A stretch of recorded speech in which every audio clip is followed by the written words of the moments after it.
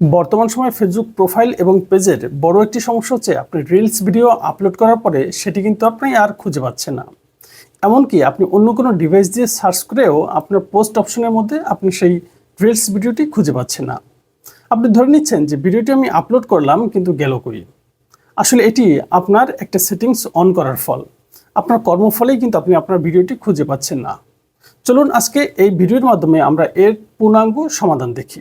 So ভিডিওটি প্রথম থেকে শেষ পর্যন্ত দেখার অনুরোধ রইল। প্রথমেই আপনি আপনার ফেসবুক প্রোফাইল অথবা পেজটিকে ওপেন করে নেবেন। ওপেন করানোর পরে উপরে ডান পাশে যেখানে 3 লাইন অপশন আছে তার উপরে একটি ট্যাব দিয়ে দেবেন। ট্যাব দিয়ে দেওয়ার পরে নিচের দিকে একটু স্ক্রল করবেন, এরপর দেখবেন হচ্ছে সেটিংস অ্যান্ড প্রাইভেসি।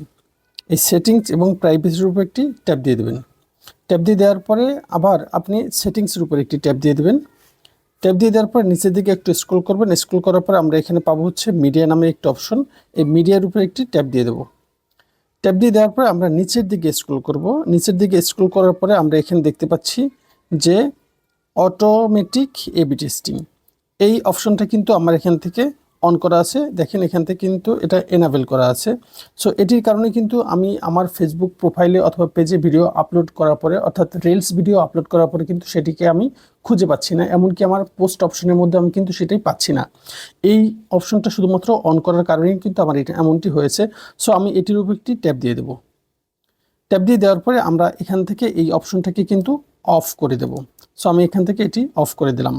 আপনিও জাস্ট এই একই পদ্ধতিতে এই এনাবেল অটো এ/বি টেস্টিং এই সার্ভিসটি কিন্তু অফ করে দেবেন।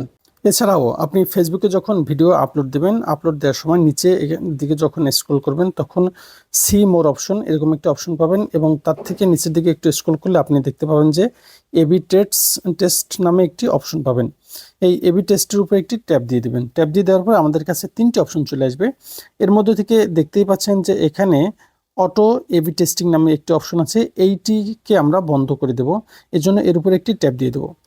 ট্যাব দিয়ে দেওয়ার পরে আমাদেরকে যখন নতুন একটি পেজে নিয়ে আসবে, এখানে দেখতে পাচ্ছেন যে এনাবেল অটো এ/বি টেস্টিং এই অপশনটি কিন্তু অফ আছে, কারণ এটি আমরা আগেই বন্ধ করে দিয়েছি। তো এটি বন্ধ করে যখন আপনি ভিডিও আপলোড করে দেবেন তখন কিন্তু আপনার সেই ভিডিওটি দর্শকের কাছে চলে যাবে, এমনকি আপনি আপনার পোস্ট অপশনে সেই আপনার ভিডিওটি বা রিলস ভিডিওটি আপনি দেখতে পাবেন। সো আশা করছি আপনার ভিডিওটি বুঝতে পেরেছেন এবং আপনার সমস্যা আজকে থেকেই সমাধান হয়ে যাবে ইনশাআল্লাহ। আপনার জন্য তৈরি করা এই ভিডিওটি কেমন লেগেছে তা অবশ্যই কমেন্ট করে জানাবেন।